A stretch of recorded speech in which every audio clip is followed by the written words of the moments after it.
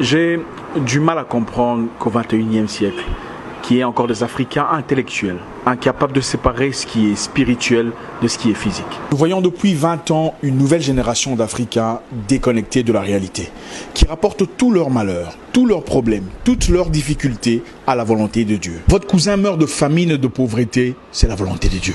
Vous faites 5 ans de chômage, sans argent, sans caleçon, c'est la volonté de Dieu. Votre neveu se noie dans la Méditerranée en quête d'une vie meilleure en Europe, c'est la volonté de Dieu. Mais finalement, c'est quoi la volonté de l'homme? La volonté de Dieu, c'est toujours dans le mal. Non, ce n'est pas la volonté de Dieu. L'Africain noir doit se décider de prendre sa vie en charge, de décider de changer son avenir. Beaucoup des frères noirs ont abandonné leur charge, démissionné de leurs responsabilités, par peur d'affronter la réalité. Les gens préfèrent laisser les choses entre les mains de Dieu que d'avoir le courage, la niaque de dire au gouvernement ouvertement d'arrêter de les tuer. Pendant que le reste du monde progresse, évolue, transcende leur réalité, les Noirs attendent la volonté de Dieu. Votre maman décède à l'hôpital, devant les docteurs, parce qu'elle n'avait pas assez d'argent pour payer les frais d'opération. Vous dites que c'est la volonté de Dieu. Vous ouvrez dans votre pays une entreprise de vente d'allumettes. 2 jours plus tard, des militaires débarquent pour saisir votre stock. Quelque temps plus tard, vous découvrez que c'est un Libanais en effet qui a tout manigancé pour garder le monopole de vente d'allumettes dans votre pays. Et vous dites que c'est la volonté de Dieu. Mais attendez, finalement, c'est quoi la volonté de Dieu? La volonté de Dieu, c'est toujours dans le mal. Donc tout, c'est la volonté de Dieu. Et les enfants qui se font violer par des militaires et des rebelles dans l'est du pays là-bas, c'est aussi la volonté de Dieu. Je refuse de croire que Dieu, dans toute sa bonté, ait créé des enfants pour se faire violer à 2 ans, 4 ans, 7 ans.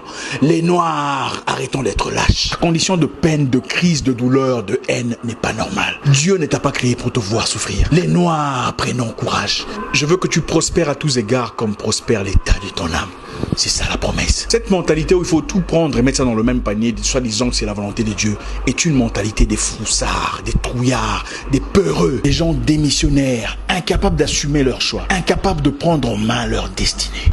Pendant que la Chine envahit l'Afrique et prend en otage l'économie africaine, les Noirs attendent la volonté de Dieu. Pendant que les autres ont travaillé en communauté pour créer WhatsApp et Facebook, des plateformes qui sont devenues aujourd'hui indispensables à notre vie, nous attendons la volonté de Dieu. Nous sommes encore en bas de l'échelle, en train de fumer une pipe, en train de voir des jaloux, des méchants, des aigris partout, des gens qui n'aiment pas tes photos sur Facebook, des gens qui n'aiment pas ton Instagram, des gens qui sont jaloux parce que tu as voyagé business class. Il est temps de mettre hors business tous ces pasteurs qui vous prêchent la haine entre vous. La haine contre votre famille, vos cousins, vos amis. Vous n'avez plus de gens avec qui coopérer, plus de correspondants. Personne n'est à votre côté parce que vous êtes ostracisés, mis à l'écart. Toujours votre tante est méchante.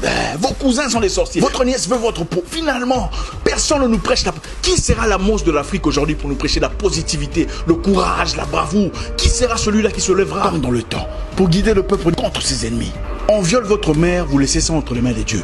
On tabasse ton père, c'est la volonté de Dieu. Finalement, vous servez à quoi? Dieu nous a-t-il créés seulement pour souffrir? Nous agenouiller chaque jour et pleurer notre peine. Ah papa, s'il te plaît, il n'y a pas d'argent, il n'y a pas à manger, les enfants sont malades. Non, ce n'est pas intéressant. Depuis 20 ans, vous priez pour les mêmes problèmes, les mêmes difficultés, les mêmes manques d'argent, les mêmes difficultés de santé, les mêmes problèmes socio-économiques. Ce n'est pas intéressant. Vous passez des nuits à lier des mêmes démons, les mêmes sorciers, les mêmes charlatans, les mêmes esprits de vagabondage, les mêmes esprits de Nabucodonosor. L'Africain doit se battre. Il doit apprendre à se battre et prendre charge de son destin.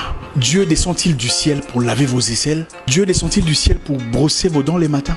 Pourquoi est-ce sa responsabilité de prendre charge de vos choix, de votre pays, de votre nation, de votre situation, de vos communautés? Eh frère, Dieu ne descendra pas du ciel pour écrire ton CV à ta place. Il ne viendra pas finir la corruption, la jalousie, le désordre chez beaucoup des Noirs. C'est notre responsabilité. Je vais vous parler d'un pays très intéressant. Pendant un temps, en Islande, les banquiers avaient foutu la merde dans l'économie. Ils avaient manipulé la finance, paupérisé la nation, pillé le peuple. Dans une série de blanchiments d'argent, les banquiers avaient accumulé au nom de l'Islande une dette de 50 milliards de dollars. Une situation qui manifestement avait déstabilisé l'avenir du peuple. Qu'est-ce que les Islandais ont fait? Ils sont allés dans les rues.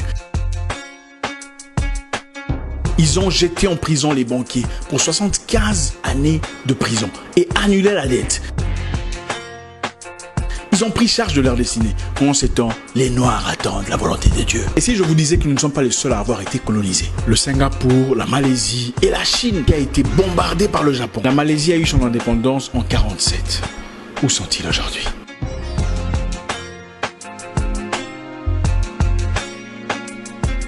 Non, l'argent que vous cherchez ne viendra pas seulement de la prière. Sinon, vos pasteurs ne vous demanderaient pas de cotisation pour construire leurs églises. Ça aurait été facile, n'est-ce pas? Ils entreraient seulement dans la chambre et faire une prière et dire « Dieu, j'ai besoin d'argent » et directement l'argent apparaît.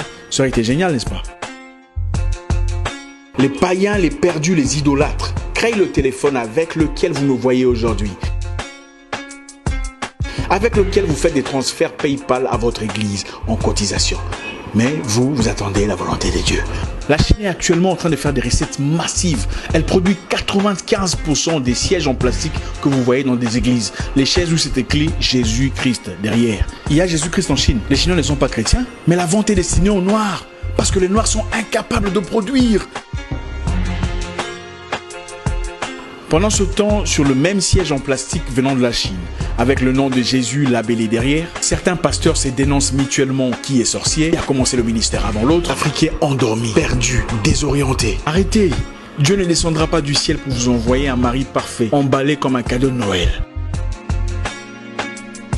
Il vous a déjà donné l'intelligence, la sagesse, de savoir choisir, de savoir percevoir, de voir entre les lignes. Vous sortez avec 17 personnes différentes et aucune de ces relations ne marche. Et puis vous dites que c'est Dieu qui n'a pas voulu. C'est faux, c'est vous qui êtes légère. Dieu a aussi interdit les flirts, les activités sexuelles avant le mariage. Ça n'était pas la volonté de Dieu. Arrêtons de vivre dans l'hypocrisie. Prenons charge de nos vies. Prenons charge de notre avenir. Finalement, personne ne nous prêche la... Qui sera la monstre de l'Afrique aujourd'hui pour nous prêcher la positivité, le courage, la bravoure? Qui sera celui-là qui se lèvera? Vous passez des nuits et des nuits à lier des mêmes démons, les mêmes sorciers, les mêmes charlatans, les mêmes esprits de vagabondage, les mêmes esprits de Nabucodonosor. L'Africain doit se battre. Priez pour le salut de votre âme, mais soyons assez braves pour faire face à la réalité.